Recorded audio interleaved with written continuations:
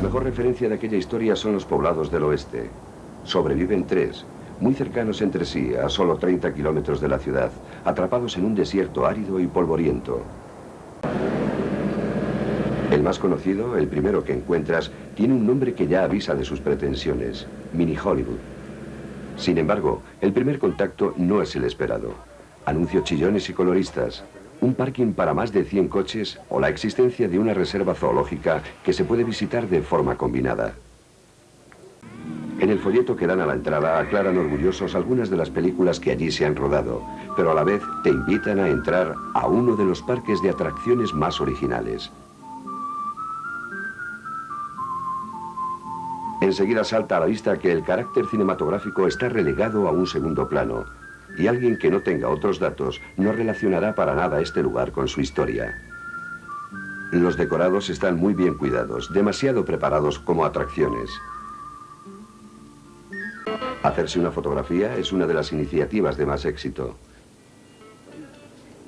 Por un precio considerable, se puede uno disfrazar de vaquero, indio o chica del salón. Luego, las fotos las entregarán aviejadas en un tono sepia o incluso, si se quiere, enmarcadas en el clásico cartel de Se Busca. Está claro que el western forma parte de nuestra cultura, que está absolutamente ligado a la forma de crecer de las últimas generaciones. La plaza es el eje central. Allí se reúnen los decorados consagrados como clásicos por el cine. ¿Sabemos cómo fue el oeste americano o simplemente nos pertenece el que aprendimos en las películas?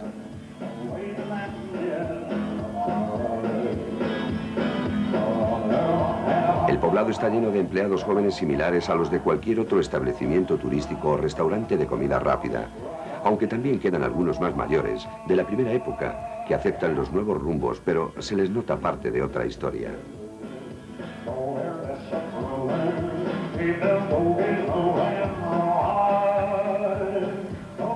Tradicionalmente se le llamó Poblado del Fraile por Alfredo Fraile, el operador de los primeros western españoles. Cuando fue comprado por un grupo hotelero, le cambió el nombre por este de Mini Hollywood, más acorde con sus planteamientos comerciales. Hoy vive tan supeditado al turismo que no sería posible rodar una película en él con tantas calles asfaltadas, papeleras metálicas por todas partes o demasiados indicadores de dirección para los visitantes, mientras que no hay ninguno referido a las películas que aquí se rodaron. Queda lugar a la pregunta: ¿cine o parque de atracciones?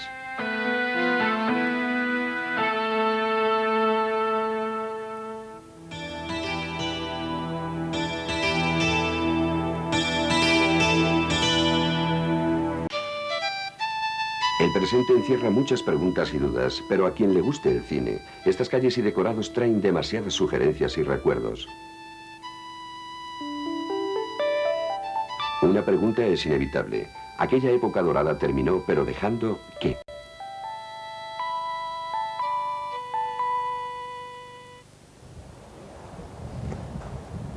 El primer lugar donde parecería lógico dirigirse para buscar datos o referencias es Tabernas, a donde administrativamente pertenecen los poblados y la llamémosle capital del desierto, si es que el desierto tiene capital.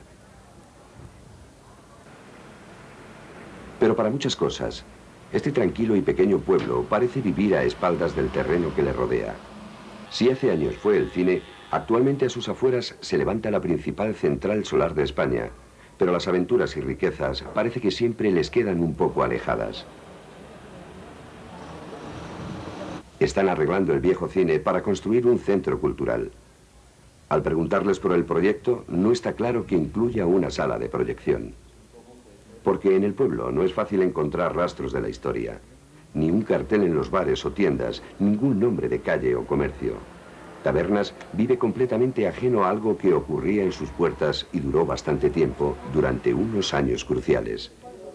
La gente tampoco aporta mucho más. Hablan del tema de forma muy distante, como si el paso del cine hubiera sido indiferente o se sintieran decepcionados.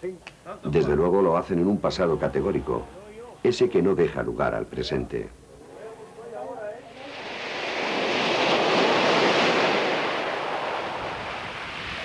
El Habichuela es uno de los nombres inseparables del fenómeno almeriense. Él, mejor que nadie, representa el impacto que supuso la figuración entre la gente sencilla. Antiguo transportista, dejó su trabajo al comenzar a llegar los rodajes. Menudo, de ahí su apodo, nervioso, físicamente muy desmejorado, después de haber sufrido un accidente de circulación y una trombosis, sigue emocionándose al hablar del cine.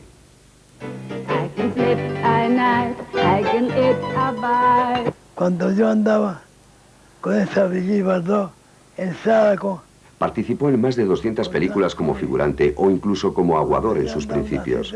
Personaje carismático, le incluían en los rodajes como alguien imprescindible, o él mismo forzaba como fuera el participar. con esas amazonas tan grandes, tan guerristas, que no había manera de bajarlas, yo me hallaba hacia ellas y ellas hacia mí, y les decía, muchachas, tranquilas, que la vida hay que llevarla a tragos. Las historias que se cuentan de la Habichuela son interminables y asombrosas. Su amistad con Anthony Quinn, del que era inseparable, o con Brigitte Bardot, con la que se presentó una mañana al rodaje juntos en un coche de caballos, o intentando mediar ante Claudia Cardinale para resolver los problemas de rodaje en otra ocasión. Da igual si están exageradas, si son ciertas o no, retratan a la perfección a uno de los hombres que mejor representa el sueño del cine. Hasta que sufrió el accidente, solía vivir y dormir en la avenida principal de la ciudad, acompañado de su bicicleta y vestido de vaquero, que es lo que se considera y siente.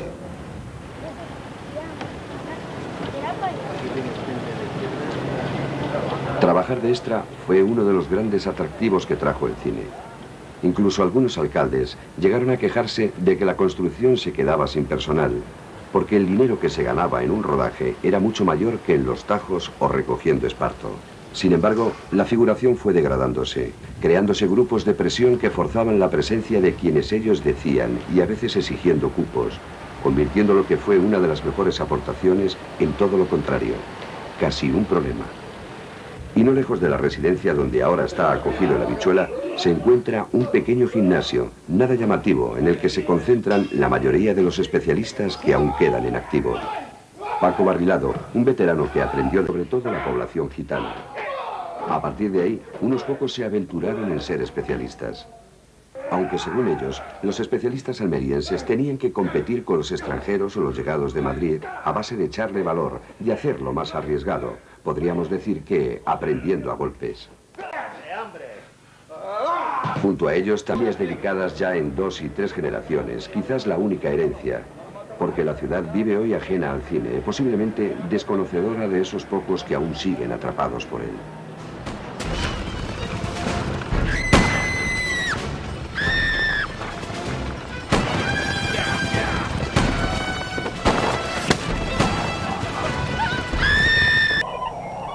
Le gustan en el suelo. Ya os aviso.